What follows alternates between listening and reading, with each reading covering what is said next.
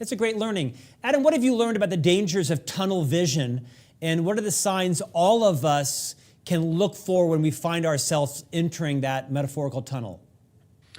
Well, I think when I think about tunnel vision, I think about people getting so locked into a goal that they don't stop to ask, is this the right path or even the right goal? And we see this all the time in people making career choices, right? Where you get excited about a particular path and then you fall victim to what psychologists call identity foreclosure, where you settle prematurely on a sense of who you are and you basically close your mind to alternative selves. And then you end up having an early midlife crisis saying, oh, I shouldn't have gone to med school or to law school or been an investment banker, right? Or whatever the path was. It's often people who got seduced by status and then didn't really consider whether the job that impressed other people would depress them day to day. I think when we study how to escape tunnel vision, it's about having a different kind of network. Most of us like to lean on a support network, the group of people that encourage us, reassure us, cheerlead for us, and we all need those people, but we also need a challenge network.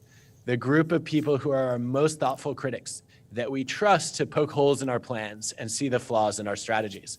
Having a good challenge network is essentially the opposite of being surrounded by yes men and yes women who, when you come into the office in the morning and you say good morning, they say, great point, right? The challenge network is the group of people that you really trust to take down your strongest convictions. And what I've been doing lately is I've actually reached out to a bunch of my most thoughtful critics and said, you may not know this, but I consider you a founding member of my challenge network. I haven't always taken your feedback well. Sometimes I've been defensive. Other times I've just dismissed it because I'm on a path and this seemed like a distraction. But I've always valued your perspective and your input. And if you ever hesitate to speak up because you're worried about damaging the relationship or hurting my feelings, don't. The only way you could hurt my feelings is by not telling me the truth. And so, keep it coming. I have gotten much better feedback as a result of that. I was just getting ready to record a new TED Talk. And I went to my challenge network and asked what they thought of the draft. And they said, this is not the talk you should give. And I really didn't want to hear it. And then the most important member of my challenge network, my wife, Allison, said, yeah, this is not the right talk. And that was a great opportunity for me to rethink it and start over from scratch. And I'm much happier with the result now. Adam, that was my favorite concept in the entire book, was this idea of establishing challenge networks versus support networks. In fact, when you talked about it now, it reminded me of a friend that I have that is a very popular person. Everybody likes him. He's very kind. He's successful. He's genuine. He's honest. He's hardworking. He's looking at a side hustle, launching a business. And I have told him that he needs to surround himself with people that will poke on his idea, not just validate him, because he's very easy to validate. He's so likable. Take this concept a little bit further. When people are creating a support network and perhaps a challenge network, what are the differences and what are the types of personalities you want in each?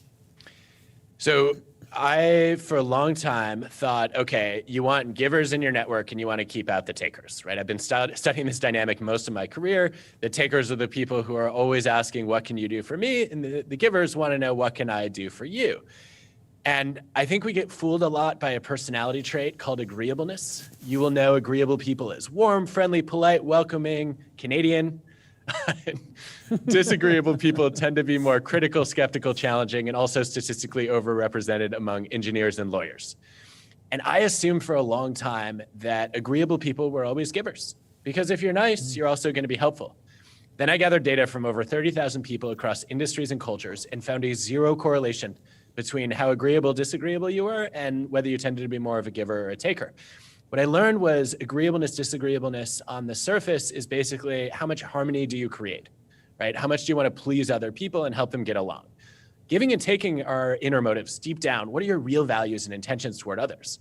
And so I think that agreeable givers are great members of a support network, right? Those are the people who will say yes to everything, and it's helpful to have some of those people in your life.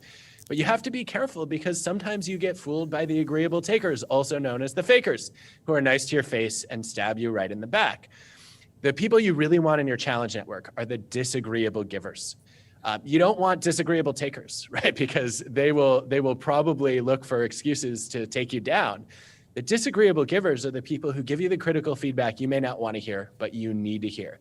They will play the devil's advocate. They will challenge the status quo. They will ask you the hard questions, and they're doing it because they care, right? They're the people who dish out tough love.